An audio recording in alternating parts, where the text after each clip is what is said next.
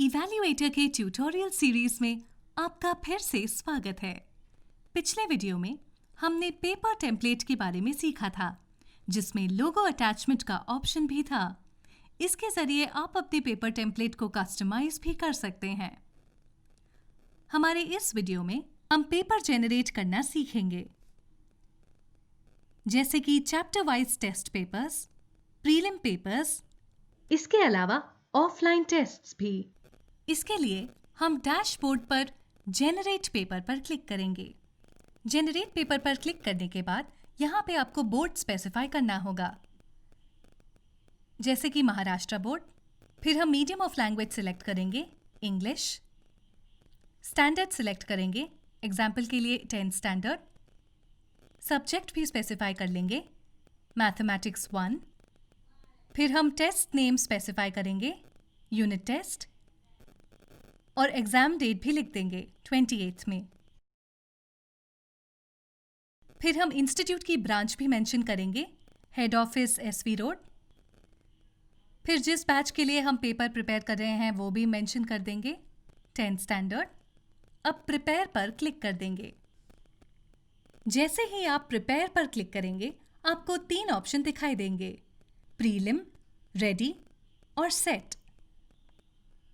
Prelim paper board specifications के हिसाब से बनाते हैं, जैसे कि 10th स्टैंडर्ड का प्रीलिम पेपर। रेडी पेपर आप चैप्टर वाइज असेसमेंट के लिए प्रिपेयर कर सकते हो, जिसमें 1, 2 या 3 या जितना भी पोर्शन कवर हुआ है उसके हिसाब से आप पेपर प्रिपेयर कर सकते हैं। और सेट पेपर का मतलब है कस्टमाइज्ड पेपर। अब हम रेडी पेपर पर क्लिक करेंगे। जैसे ही आप रेडी पेपर पर क्लिक करेंगे तो आपको पूछा जाता है नंबर ऑफ क्वेश्चन सेट। जैसे ही आप इस पर क्लिक करते हैं तो आपको ऑप्शन मिलता है 1 या 2। 2 सिलेक्ट करने से आप एक साथ 2 सेट ऑफ पेपर्स बना सकते हो। यहाँ हम सपोज 1 सिलेक्ट करेंगे। अब यहाँ मार्क्स स्पेसिफाई कर लेंगे। अब चैप्टर नंबर सिलेक्ट करेंगे, जैसे कि चैप्टर नंबर 1 के लिए हमें पेपर प्रिपेयर करना है। अब सिलेक्ट क्वेश्चन टाइप का ऑप्शन आपको दिखाई देगा, यानी कि टेक्सचुअल या नॉन टेक्सचुअल, तो आप अपने हिसाब से यहाँ सिलेक्ट कर सकते हो। इंस्ट्रक्शंस में क्लियरली स्पेसिफाई करा हुआ है दैट मिनिमम 1 चैप्टर तो होना ही चाहिए रेडी पेपर प्रिपेयर करने के लिए। तो जैसे कि हमने यहाँ पे चैप्टर 1 सिलेक्ट कर लिया है, क्योंकि ये पोर्शन इंस्टीट्यूट में कवर हो चुका है और इस पे अब एक टेस्ट देने की ज़रूरत है, तो हमने ये क्राइटेरिया फुलफिल कर दिया है। इसके बाद आपको 2 ऑप्शन दिखाई देंगे, जेनरेट पेपर और जेनरेट विद वेटेज। अगर आपको पेपर पैटर्न के हिसाब से बनाना है तो आप simply generate ready paper select कर सकते हैं। जेनरेट पेपर विद वेटेज तब यूज़फुल होगा अगर सिलेबस में आपने 2 या 3 चैप्टर दिए हैं, तो इस हिसाब से आप चैप्टर की वेटेज स्पेसिफाई करके पेपर प्रिपेयर कर सकते हैं। पर क्योंकि यहाँ पे हमने एक ही चैप्टर सिलेक्ट किया है तो हम जेनरेट पेपर पर क्लिक कर देंगे। जेनरेट पेपर पर क्लिक करते ही आपका पेपर रेडीली क्रिएट हो जाएगा। School name, classes name, exam time, exam date सब कुछ स्पेसिफाई होके आ जाएगा। आप इस पे भी गौर दें कि हर क्वेश्चन के आगे आपके पास एडिट या रिप्लेस करने का ऑप्शन भी दिया गया है, यानी कि अगर आप कोई क्वेश्चन नहीं चाहते और उस क्वेश्चन को चेंज करना चाहते हैं तो आप रिप्लेस बटन दबा सकते हैं। रिप्लेस बटन दबाते ही आपके पास उस क्वेश्चन के बदले ऑल्टरनेट ऑप्शंस दिखाई देंगे। आप उसमें से जो चाहे क्वेश्चन सिलेक्ट कर सकते हैं। इसके अलावा आप व्यू दबाकर क्वेश्चन के आंसर्स को भी देख सकते हैं। अगला है एडिट। एडिट एक्शन दबाने का ये मतलब है कि आप एग्जिस्टिंग क्वेश्चन में कोई चेंजेस चाहते हैं, यानी कि डिजिट बदलना चाहते हैं या वर्डिंग्स चेंज करना चाहते हैं। ऐसा करने के लिए आप एडिट पे दबाकर टाइप करके क्वेश्चन को चेंज कर सकते हैं। इसके अलावा आपको ऑप्शंस भी दिखाई देंगे। अगर आपने क्वेश्चंस बदले हैं तो आप ऑप्शंस भी बदल सकते हैं। और सबमिट बटन पर क्लिक कर देंगे। जैसे ही आप सबमिट बटन पर क्लिक करेंगे वो क्वेश्चन चेंज हो जाएगा।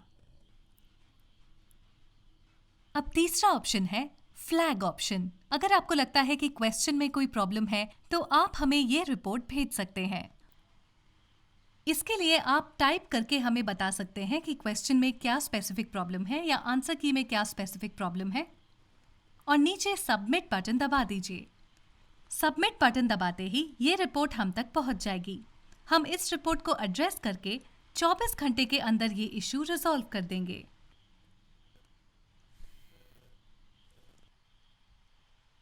फिर ऊपर आप व्यू अ रिपीटेड क्वेश्चन का ऑप्शन देख सकते हैं।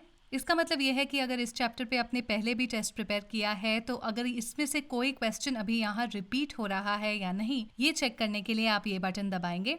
अगर कोई क्वेश्चन रिपीट हो रहा है तो वो हाईलाइट हो जाएगा और इसको आप रिप्लेस कर सकते हैं।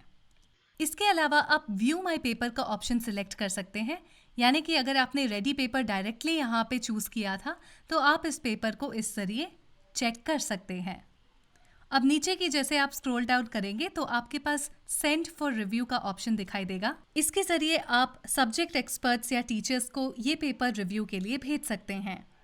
मॉडल आंसर के जरिए आप आंसर की को चेक कर सकते हैं। प्रीव्यू पेपर के जरिए आप पेपर को प्रीव्यू कर सकते हैं। ये ध्यान में रखें कि एक बार आपने अप्रूव कर दिया पेपर को तो आप इसमें और चेंजेस नहीं कर पाएंगे। तो पेपर को पूरी तरह से चेक करने के बाद ही अप्रूव करें। अप्रूव के बाद हम जेनरेट पेपर पर आ जाते हैं। अब नीचे आपको सिंबल दिखाई देगा क्यू। क्यू का मतलब है क्वेश्चन पेपर। इस पर क्लिक करते ही आप क्वेश्चन पेपर को व्यू कर सकते हैं। इसके अलावा इस पेपर को डाउनलोड या प्रिंट करने का ऑप्शन भी है। इसके अलावा आपके पास प्रिंट टाइप का ऑप्शन भी होगा। अगर आप पेपर इस तरह से प्रिंट करना नहीं चाहते तो आप नॉर्मली भी प्रिंट कर सकते हैं।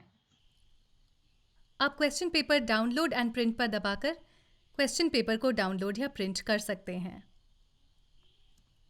इसके अलावा आप पेपर को अपने डेस्कटॉप में सेव भी कर सकते हो।